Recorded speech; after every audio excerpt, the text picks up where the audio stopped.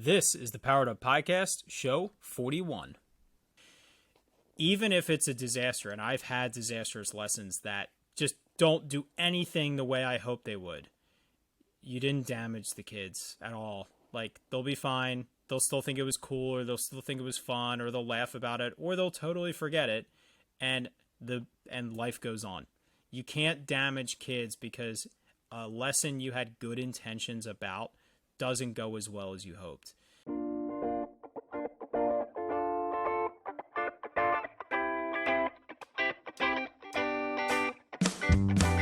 Welcome to a real-world education with insight and advice from teachers in the game, where current and former educators reveal what truly sets apart the great teachers and what it takes to make a positive impact on students. Whether you're in pre-service learning, new to the game, or a seasoned veteran, this is the show for you.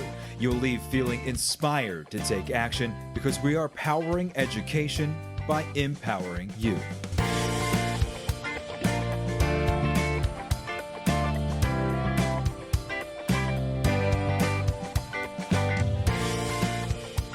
Good morning, good afternoon, good evening, whenever you're listening to this. Hello, hello, hello. Welcome to the Powered Up Podcast. I am your host, Ken Ehrman, and I am here with my co-host, as always, Mr. Matt, Do You Look in the Mirror Rogers? Matt, question for you. How often or how well do you think you authentically reflect on lessons and the way you teach on a daily, weekly, monthly basis? You like that nickname, don't you? I do. I don't know how often I look in the mirror. I don't know if it's a good or bad thing. Those that watch on YouTube versus listen to our podcast very well know how often you look in the mirror. How? How would you say that? I'm just kidding. You look beautiful tonight. All right. You clearly styled yourself in the mirror before jumping on. I feel like I have a podcast outfit at this point. So whether the guest has a suit and tie on or a hoodie, I'm in Matt mode. With that being said, I honestly struggle with this, and I have no problem being honest. I struggle with reflection because I feel conflicted about a lot of lessons. There's very few times that I feel like I teach a lesson, even if it's similarly structured, in the same way that we talk about being reflective and maybe being in tune with what happened in the lesson and being aware and using that. But honestly, it's one of the things that I genuinely, when people talk about like, oh, you need to sit back and reflect, I struggle with that concept. And I don't know if that's what you were expecting to hear. I think the reality is I teach one lesson this year, and then I teach it not until next year and the year after that. And so when I'm looking at the nuts and bolts, and I guess that's a really minute view, a very focused in view, that the reflection is not helpful. I can say to myself, hey, next time I teach that in literally 360, maybe 2 days from now, I'd like to teach it differently. But there's a lot of things that change.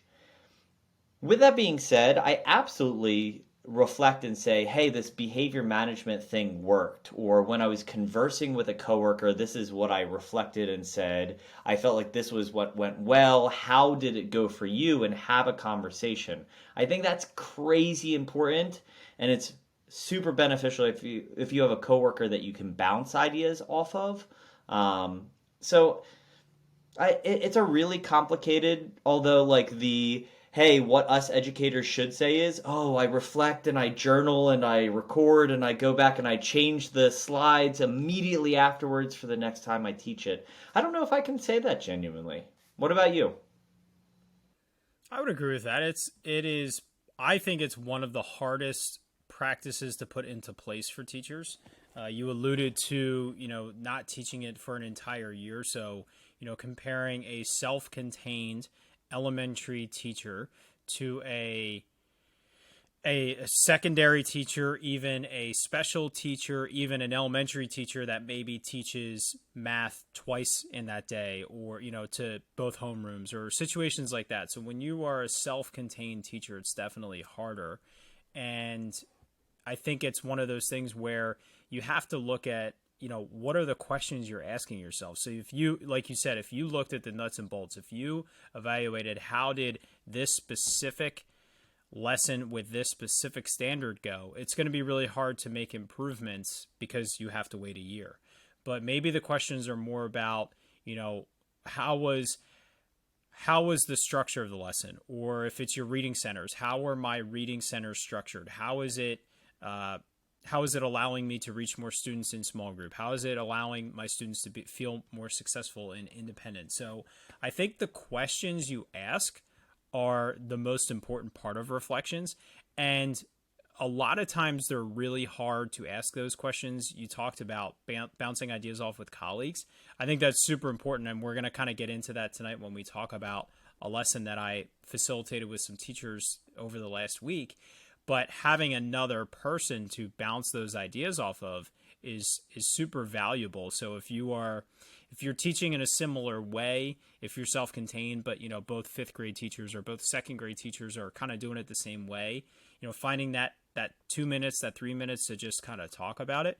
But I really think what I have found over the years I would say that there's a lot of things I don't do really well as an educator, and there's some things that I think I do really well. Facilitating student-centered learning is one of my strengths. I truly think I was a very reflective teacher, and I think it stems from finding ways to ask myself the right questions. And, you can't, if you just try to reflect on a lesson overall, was it good or was it bad?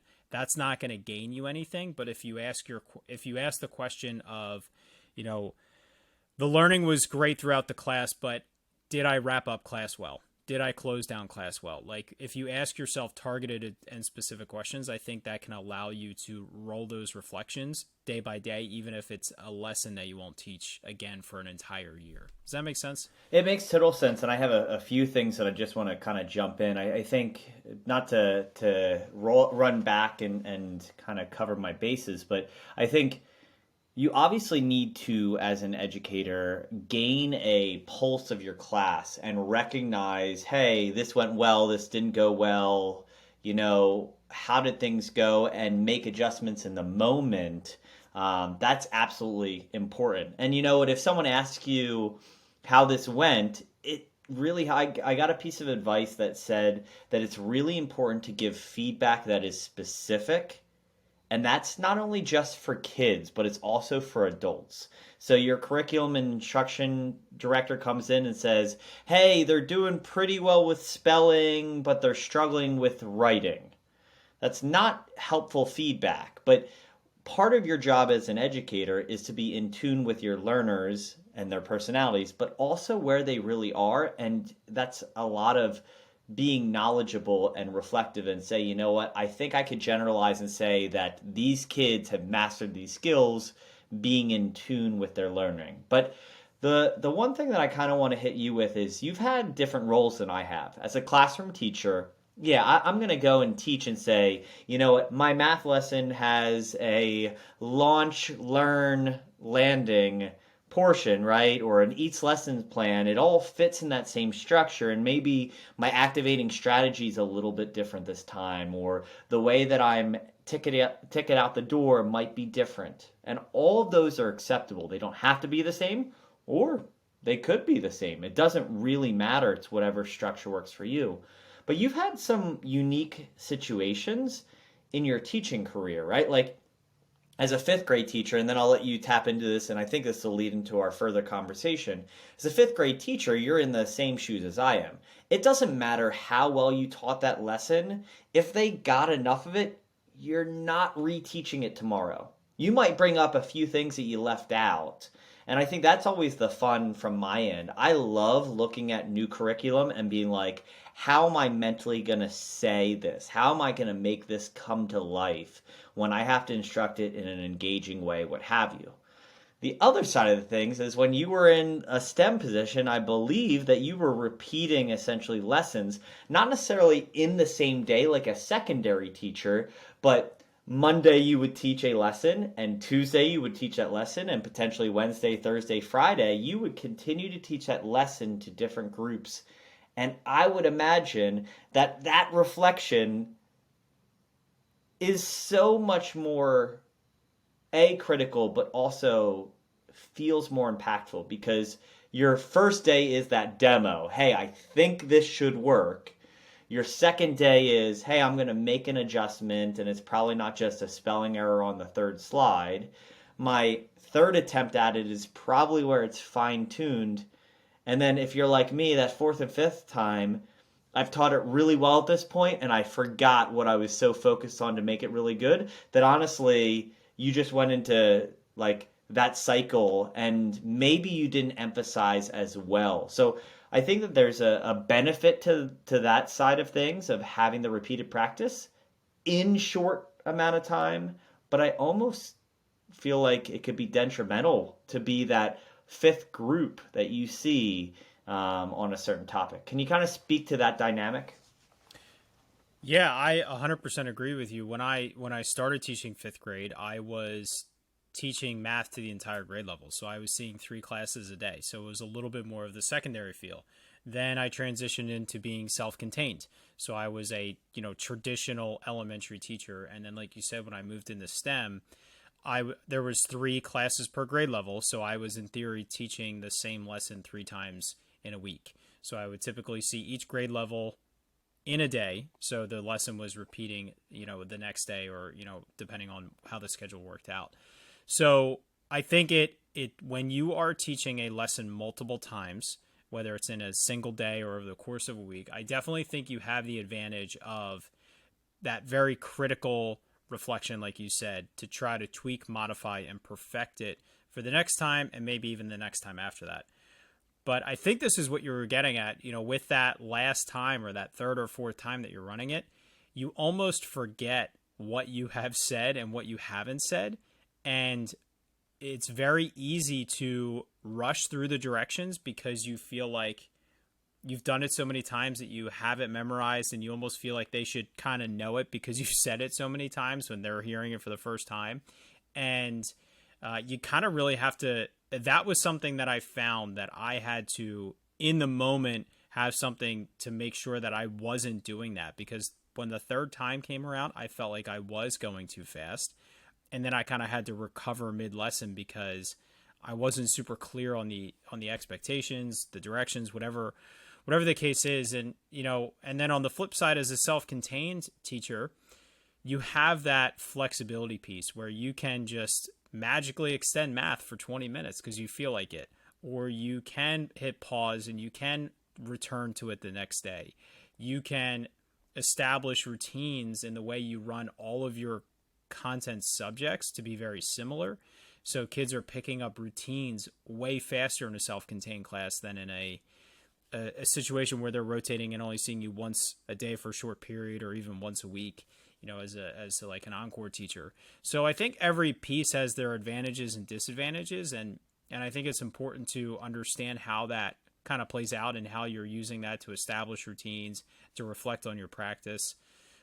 So last week, do you want to jump in real quick? Yeah, just one thing before we kind of talk into practical. I think the other thing, and this goes without saying, is the group that you're teaching matters. And I think we're both enthusiastic teachers. The way that I view teaching is, and we've had conversations about, I am student centered when it comes to proof of learning, but not instruction, and that's an area that I differ from you, and I've actually been reflecting on that concept of if I want to be student center instruction and proof of learning, or if I like what I'm doing.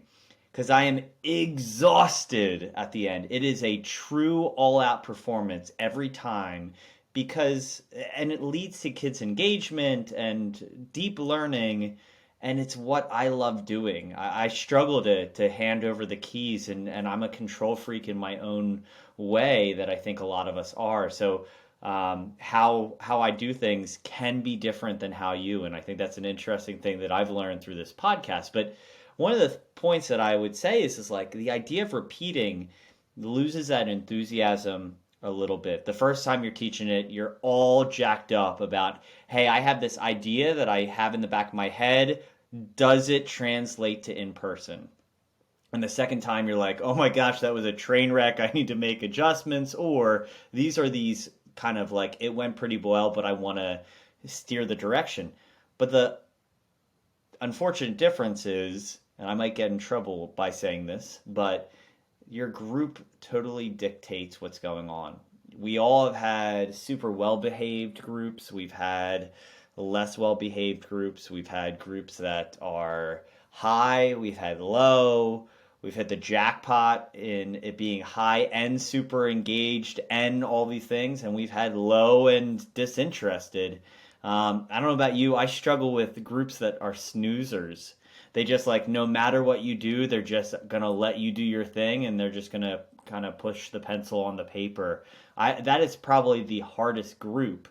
But with that being said, in my class, I know what my group's going to be because I've been with them over and over and over, and I was with them before lunch and I'll be with them after recess. You stepping in, at least in your STEM position, could literally teach the same exact lesson, and in that first time it takes off with a group of kids because they're into it, and the second group doesn't. And then you're sitting there reflecting, hey, do I take ownership of that success or do I place that on kids? And it feels really uncomfortable, and that's where I said I might get in trouble. It may feel uncomfortable to say that kids were just off or they just weren't into it. And it almost sounds like non-professional in that way of saying, like, it wasn't my fault. I did. Yeah, there's probably things you could have done. There are ways that you could have adjusted, but it's okay to also acknowledge that the kids come to the table either prepared or not, interested or not, ready to succeed, or choose to not. And so that's another thing that I would imagine in your role right now in secondary, you can have an honors class and you can have a career career track class. And honestly, that career track may be so much better because they want to be creative and hands-on and those type of things. And that honors class, what answers do I need to fill out? So just kind of, that's the other thing to kind of put out there when it comes to reflection, that you don't want to spread the responsibility too wide, but you have to recognize that it's okay to share that responsibility of success and or kind of lack of success on multiple fronts. Yeah, and even, giving a broader definition to reflection, what you were talking about as a teacher that's teaching it multiple times, so secondary or special teacher, things like that. It's not only reflection afterwards, but this grammatically doesn't make sense, but proactive reflection, like you said, anticipating the group that has a different personality, a different set of abilities when it comes to academic rigor, and how you're going to adjust that same lesson. It's differentiation, but planning your differentiation is being reflective in your practice. And even after one time knowing my group A is like this, and now I got group B coming in and they're typically this way, I'm going to adjust. Right now I'm going to plan in it.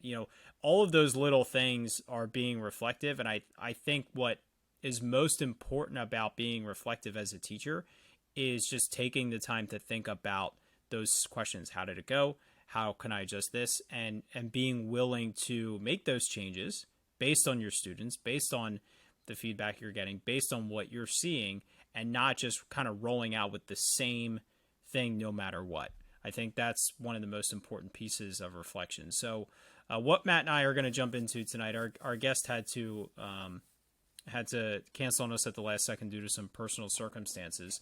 So last week I had talked about how I was super excited. So this was in show 40. I was super excited about facilitating a lesson with the teacher, doing some breakouts to help them discover evidence to form Pangea. And so what Matt and I decided kind of on the fly as we prepped for tonight's show is he's going to kind of take me through the lesson lens and just ask those questions about the activity that I ran, we'll probably go off on tangents a little bit more, but we'll kind of dive deep into this lesson, and there will be a lot of discussion of reflection as well, because I taught it multiple times because it was with a sixth grade class, which is in middle school in my district. And I actually taught it 3 days later with the other sixth grade science teacher in the building. So it was at least successful enough to have one teacher recommended to another teacher. That's awesome. So to get after, I know you said it was sixth grade. Just clarify the other demographics of the class, first or second, in regards to obviously subject area, and I assume it's a single lesson, but part of a larger unit. Yeah, it is part of a larger unit. It's a single lesson-ish, and I will kind of talk about that in the reflection part of it on how it morphed into slightly more, but it is a single lesson. And it is with sixth grade. It is science class, so they're learning about Pangea, continental shift, and plate tectonics, those concepts. Time of year, I don't think matters at all. It's just when the content was covered in the classroom. When I talk about the breakouts, talking about the rigor that was involved in the breakouts, if it was later in the year, they would have been harder. It was early in the year, so they were easier because we had a goal with how those breakouts went. So that would be the only change if the time of the year changed. Would you consider, was there any prerequisite knowledge that the kids had to have coming in, whether it was functionally with the breakout or with the content area? Zero prerequisite knowledge in regards to the breakouts. Perfect. All right. So jumping into it, the classic, this is on every supervision paperwork. What were the objectives of the lesson? So this is where the creativity really came out. The teacher approached me. She attended one of my professional developments last year where I talked about just different ways to approach content, maybe some kinesthetic learning involved. And I modeled, which I think I'm pretty sure I've talked about this lesson, where I had the students reenact different situations in the Revolutionary War. And the biggest part was it involved them throwing paper balls at each other. And she said she just liked the idea of how it was fun, it was interactive, but it really hit the content at a higher level. And so it was on Pangea, and it's learning about how the continents fit together, plate tectonics, and also about how the first person to propose it, Alfred Wegener, thought that the continents could fit together, and then how over the decades they found more and more evidence that showcased that the continents did fit together. So similar fossils on two continents that are separated by oceans. How does that happen? So in the past, the students would kind of just draw the evidence on the map, and they would form Pangea together after they had an initial guess activity.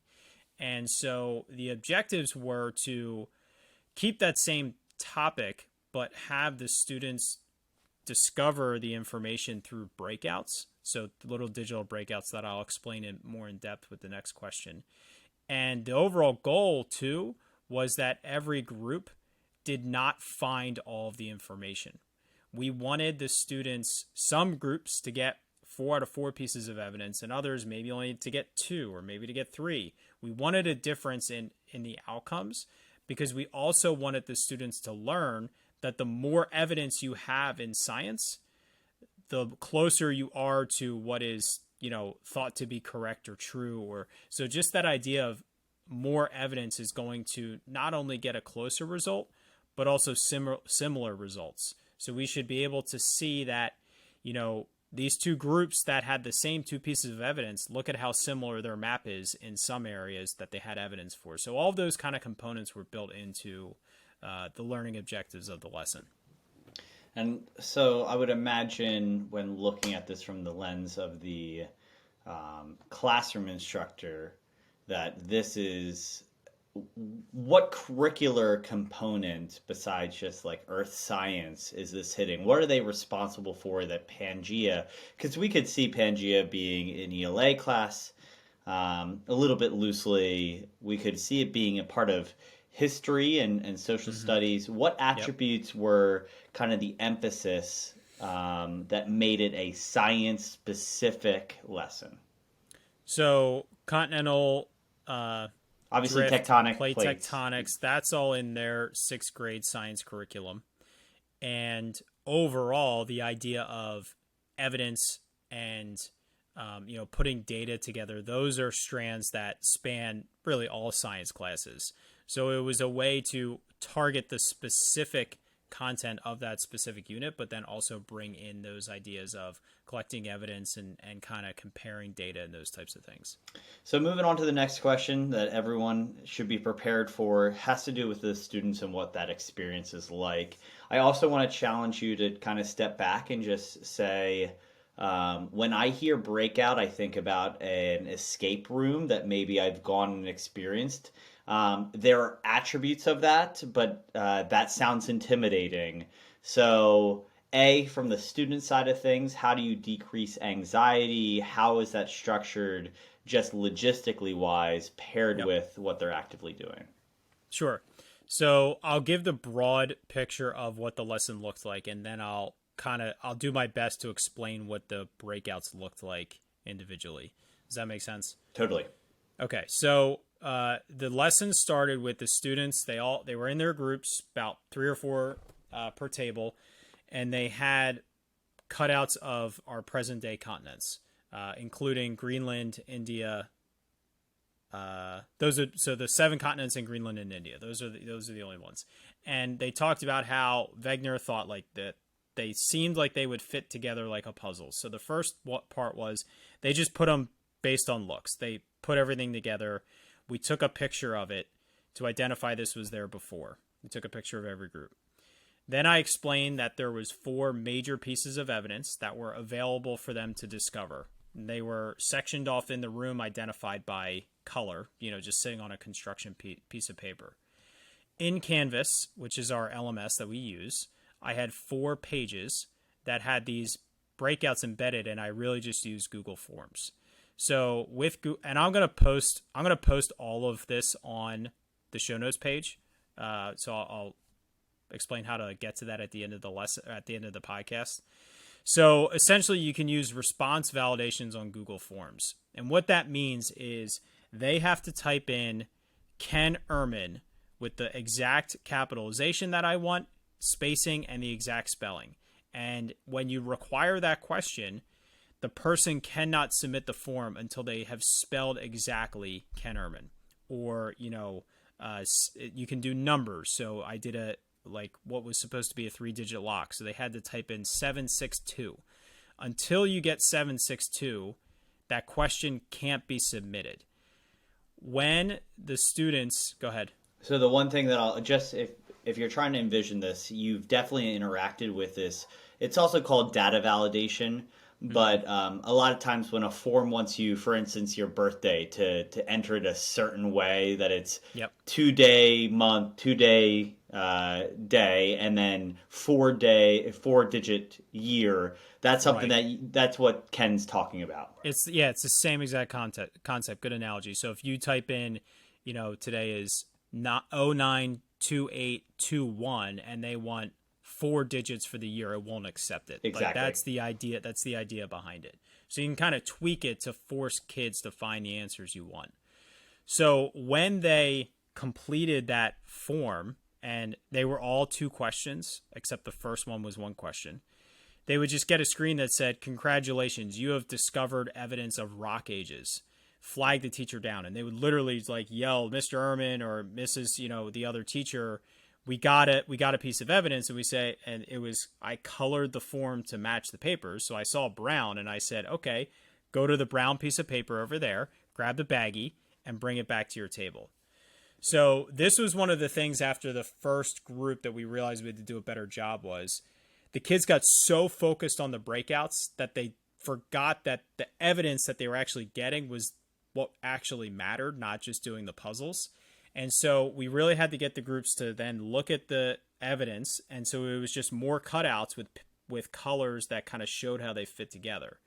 And so, we would explain to them, everybody stop the breakouts, look at the evidence, change your Pangea shape to match it with the evidence that you have. They would do that, and then it was, let's go to another breakout. They would try to solve it. If they got through it, same thing, flag the teacher, go get the next piece of evidence. And so by the end, some groups had all four, some groups only had two. And at the last 5 minutes, we cut them off, shut the laptops. You have the last 5 minutes to use the evidence that you have to form what you think Pangea looked like. And then we went around and took pictures again.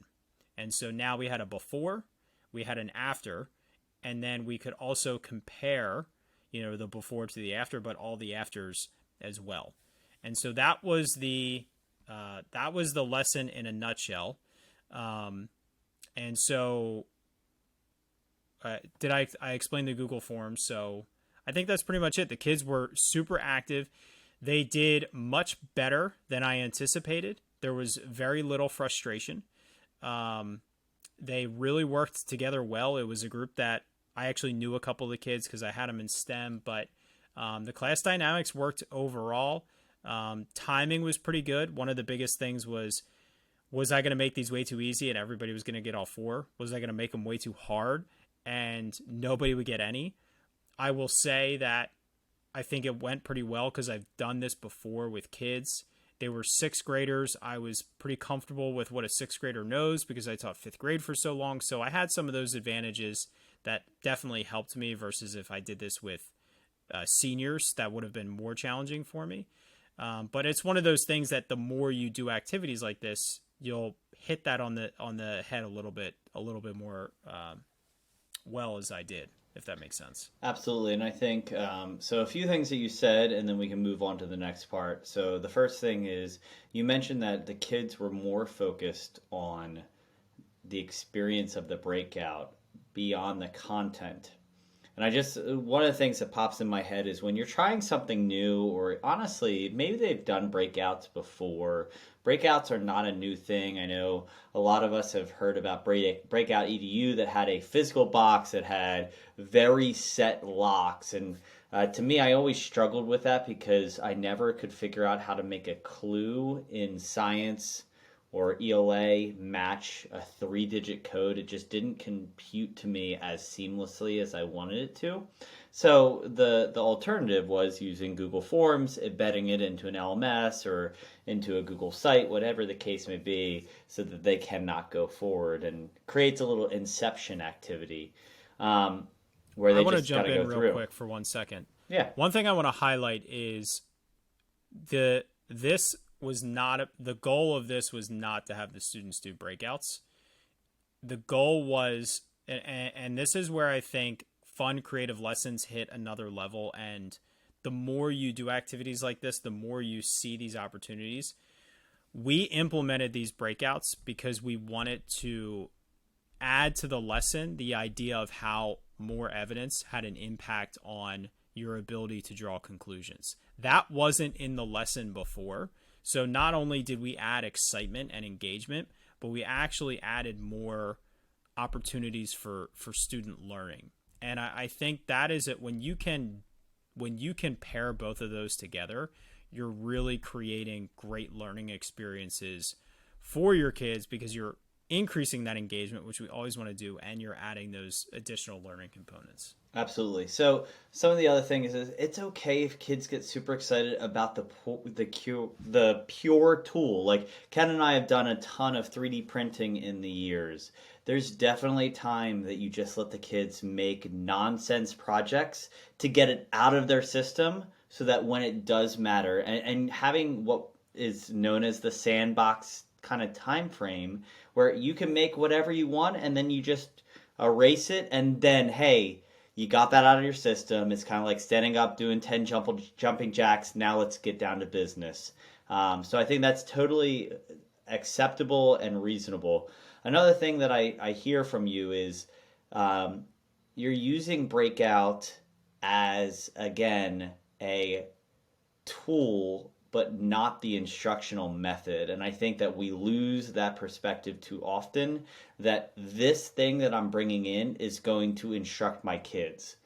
Instead, it's ways that I can get my kids to alternatively think, or in your case, really make scientific method come to life where they're almost the scientist. Here's a clue, here's a clue, here's a clue, here's a clue that actually goes along with they probably made a hypothesis and they probably did the research and they accessed more information that they used to make a conclusion at the end. You can sell that pretty easily as a mini scientific experience. Yeah, and the breakouts, I'll give some specific examples. So one fun thing, if you Google Rebus puzzles, Reebus, they're essentially where you have like pictures and words to combine to represent another word. So the first puzzle was to discover rock ages evidence. That was the scientific evidence they were discovering. So it was one question. I wanted to start simple. It was a picture of the rock, and then it said minus the, and then it was a second picture of a cage minus C. So you have rock, the rock minus the is rock, cage minus C is age. So it was rock age. So once they typed that in, it unlocked and they got that evidence. The next one was mountain belts. So it was a picture of a mountain and it was a picture of a mountain belt. And then the second part of that was that 3-digit lock. And it just said blue, green, yellow. And it was a picture of a 3-digit lock. I gave them an envelope of some pieces of things that they had to use. There was a blue, a green, and a yellow index card in there. And they were order of operations questions. Absolutely no connection to the science, but it was math. It was standards they learned that year in math. That's fine.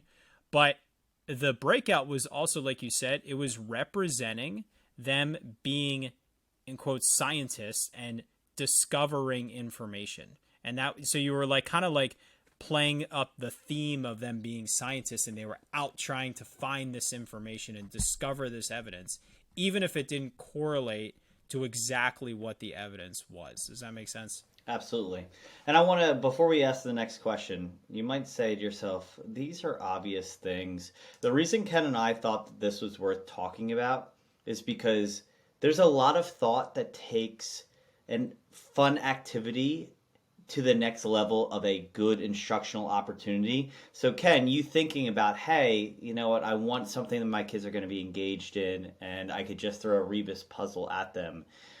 Yeah, that's a great way, but you're creating a memorable experience that they're going to remember so much deeper. But there's a lot of context, there's a lot of thought, there's a lot of development to say you just didn't luck into this being a successful activity. So, with that being said, let's talk about you. What were you doing during that lesson? I know I find myself when I do something like this being kind of like the volume button. Like my job is to turn it up a little bit louder and turn it down when it needs to, in the sense of scaffolding and providing support and really the anxiety or the frustration or the focus level. That is my role. Can you kind of speak to what you were doing when doing these activities? Sure. So again, breakouts weren't the purpose of the lesson, but I'll speak to them specifically first.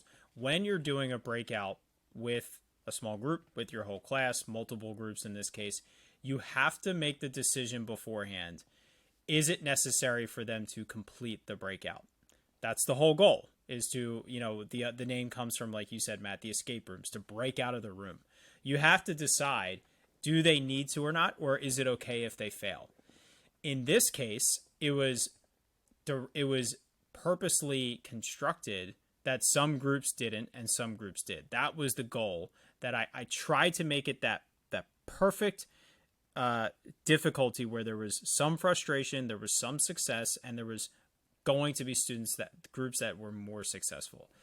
And so, as I'm facilitating the lesson, it's really hard you have to be okay with managing that frustration. You have to do your best to prevent the students from, for lack of a better term, like breaking down into tears. But also you can't just go by and say like, oh, like, that picture, it means minus the, like, you have to let them kind of permeate over and try to figure it out. And, as you go through, you get better at giving some clues. So one of the ones was I would constantly hear the students say like, it's the rock dash the. And so I would just drop by and say, what was that symbol in the middle? And they would say it's a dash. And I would say, yeah, you're right, it is. But if you go to another class, that symbol will have a totally different name. And a lot of times they wouldn't know what I was talking about, and I would walk away. I would end the conversation there. And eventually someone would figure out like, oh, it's a minus sign. They still have to figure out more, but just providing those little ideas or asking a question, encouraging them to Google something. Like one of the pictures was money going into an ATM. Most of them didn't know what that meant, deposit. Like they didn't know that word. So I said, well, why don't you just try Googling what is it called when you put money in a bank account? And eventually a lot of them figured it out, and they used those resources. So I would say my role was just monitoring the groups, trying to encourage them to be successful, but also reminding myself I can't help them too much and end up with all their groups getting all 4 pieces of evidence. And so it was trying to, and time. I had to constantly check the clock. I wrote when the class ended big on the board, and then I wrote what 5 minutes was before that. So I knew I had to cut it off at that, because if I cut it off too late, then they wouldn't have had time to really formulate all the evidence for their final, submission of what they thought Pangea looked like. So time management was a huge piece as well. And it's one of those things, just to put it out there, in an activity like this, you really do need to have it finished before they walk out the door. And there's also a portion of like, hey, kids, don't spoil it for the next class that's coming in too. With that being said, I know I can kind of connect and say we do the classic 4th grade. Here's a wire, here's a cell, here's a bulb, make it light. And the fun part of that is driving up that frustration to the brink of tears. Like we're almost there, we're almost about to break and be done. And then one kid, the light bulb goes off, and everyone is totally bought in because everyone's emotions riding high, and you're like, oh, it is possible. So figuring out how to give those clues without giving it away, or really giving clues that are not helpful at all, which I'm really good at as well. So moving on to the next question. You've taught it a few times, right? Like you taught it over and over and over again, and you had that role of kind of being the pace keeper, the keeping everyone in check.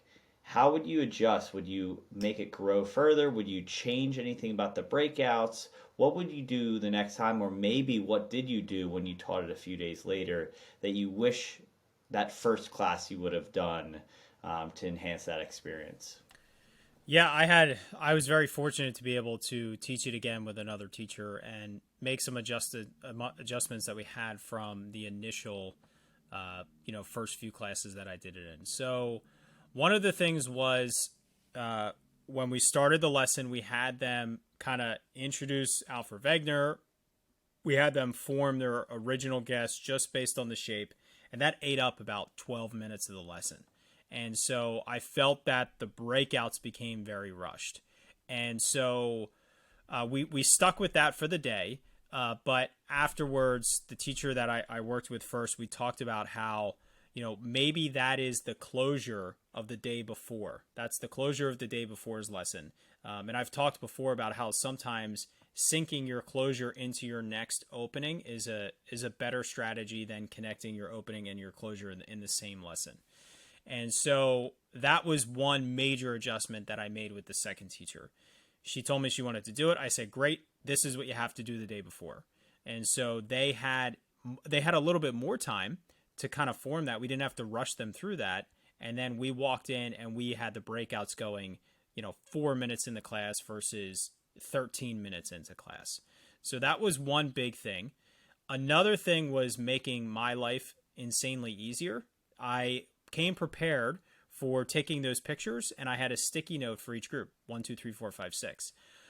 Well, after 2 classes, I had 4 sets of pictures 1 through 6 on my phone. I had to spend a lot of time figuring out which one was the before, which one was the after, and which one was period 2 and which one was period 3. So I quickly changed to index cards that had the table number and had a B or an A for before and after. And then so we had 2 classes, I had a lunch break and then 2 more. So that's when I made those index cards. I still realized that I needed to label them with the period number because I was still very lost in my phone with whose pictures were whose. So it was just wasting my time. But the other thing that we added was a part of the lesson was how did the amount of evidence and how did that specific evidence create correlations between different groups. And so we used those little circle colored dots. And as they got evidence on their index card that was for their after picture, if they got rocks, I added a yellow sticker. When they got mountain belts, which was the red, I added a red sticker. So in that picture, we could then see not only what their Pangea looked like, but how much evidence they had to get to that. So then we could compare, hey, look, all of these groups had mountain belts. Look how similar their Pangea is in these three continents, while the others, where there was no mountain belt evidence that was involved in that, those are all totally different. So it allowed for so much more in-depth discussions of that reflection afterwards. So those were the two major adjustments that I made in that same day. Moving into the second time with the second teacher, I had to adjust one of the order of operations problems. It was way too challenging for them. They were getting hung up way too much on that, so I just quick changed it so it boiled down to the same number. Like I said, we started sooner because we did the just based on shape the day before. And then the other thing we realized was I hadn't intended on this, but the way they progressed through the breakouts, it actually gave them more and more evidence for the first three, and then the last one didn't add too much more. So I'm meeting with both teachers later this week, and we're going to modify the evidence that they collected. So like if they get through all four, they'll truly have all of the evidence they need to really form it perfectly if they use it the correct way. So we're just going to kind of tweak the evidence that they get once they complete the breakouts. But other than that, overall, it went pretty well. We were really happy with it. The teachers loved it. The kids had a ton of fun. And, I really think they took away those key learning objectives that we were hoping for. Job well done right there. I mean, at the end of the day, when you're repeating, especially in your role, but honestly, whenever a teacher is trying something new, or even if you've done tons of breakouts, whenever you're trying something dynamic, there are so many variables. You're taking on more hassle. That doesn't mean it's not worth it, but you're taking on more hassle than a traditional way. But as we always talk about, the kids walk away having learned probably deeper about Pangea, represented what it meant to do true research and how you used research to deduct answers and make your life easier. They probably worked on teamwork skills. It is hitting all these attributes beyond just what is shown on your state standard assessment anchors. So that's super cool. And to that, I'll add in. Sorry to cut you off. When you approach lessons like this, like I knew things weren't going to go as well as they possibly could, and so you try to plan as much as you can, but you have to go in with the approach of I need to find the holes. And so, the first thing was like logistics for me, keeping track of the pictures. It was a nightmare after those first two classes. And then thinking about the goal of the lesson, we wanted them to see how the amount of data correlated to what was formed. So we needed to modify that with the stickers. But you have to, even if you only get one shot at doing it because you're a self-contained elementary teacher, even if it's a disaster, and I've had disastrous lessons that just don't do anything the way I hope they would, you didn't damage the kids at all. Like, they'll be fine. They'll still think it was cool, or they'll still think it was fun, or they'll laugh about it, or they'll totally forget it, and life goes on. You can't damage kids because a lesson you had good intentions about doesn't go as well as you hoped. That's just a reality. You're not going to do any damage. And, it was a lot of work to prepare. Not a ton. It was a decent amount. But it was also designed in a way now all they have to do next year is they have to write up new index cards. That's it. They just have to write their groups, their periods, and 2 for each. And then that'll be all they have to do to prepare for running the lesson again. See, that's the thing. I don't know about you, but it's one of those things that how I did it last year, I'm going to try to enhance it in some ridiculous way and outdo myself. So that's what makes us the teachers that we are. One comment you made that I just want to highlight is something that I've been mulling over is shifting in scripted lessons or the concept of exit tickets to instead of being tickets out the door to turning them into tickets in the door, especially if it's in a progressive lesson. I found this is kind of opposite of what you've been saying, but one thing I've been doing this year is I've been using my quiz, 4 or 5 Google Form quiz as my initial activity as the kids come in. We talk about the vocabulary really quick, and they take the quiz. And what I've found is my kids' retention. They know that they're going to be having to process, to kind of tap into our earlier conversation. They have to sit and think about what they learned yesterday and what were the main ideas and the main points, and hopefully retain that into the next day. And so I've actually really enjoyed the conversation and that summary, that kind of, we're going to have closure before we move on, even if it's a progressive lesson. So that's something I've been working on personally, just tapping into something you said earlier. But something to say related to this in general is to echo what Ken said. When you try something new, you know it's not going to go well, and that's totally fine. But if you are fearful of trying something new because you know it won't go well, then you've already defeated the purpose. So we do this job to help learners, help kids ingrain information deeper than they would on their own and create experiences that they wouldn't be able to experience on their own. So highly encourage it. There are a ton of resources on how to do a breakout, and a breakout can be one question. There are plenty of times that you hide clues around the room or whatever the case may be, and all culminates to one question. Maybe it's a device limited room that you only have your teacher device that they have to run up and they have to put their answer in. That's fine. It's not a big deal. There are plenty of resources. It's almost out of fashion, even though it's still a great tool. The kids still get excited for Kahoots. If the kids are getting excited for Kahoots, they're not tired of breakouts or these activities. So very, very cool. Yeah, absolutely. So everything that I talked about is going to be linked up in our show notes page, which can be found at powereduup.com/show41. I will screencast what the 4 breakouts looked like, how they were designed, what the paper components that correlated with them. I'll do my best to kind of like put that all into a video, and I'll add that into the show notes page, as well as anything else that makes sense to correlate with what I talked about. As always, we appreciate you listening and staying in tune with us. Please subscribe to us if you have not already. Please share this with other educators so we can help them reach the amazing educators that we typically interview, and maybe also listen to these episodes where Matt and I go off the cuff and talk about these topics. But we really just want to help empower other educators to feel good about what they do, give them some great ideas, even if they walk away with one simple thing they can implement. That is a win for us. And if you have not already, if you could leave us a rating and review on Apple Podcasts, that is the best way to help us to reach new educators. So like I said, everything can be found on the website at powereduup.com/show41.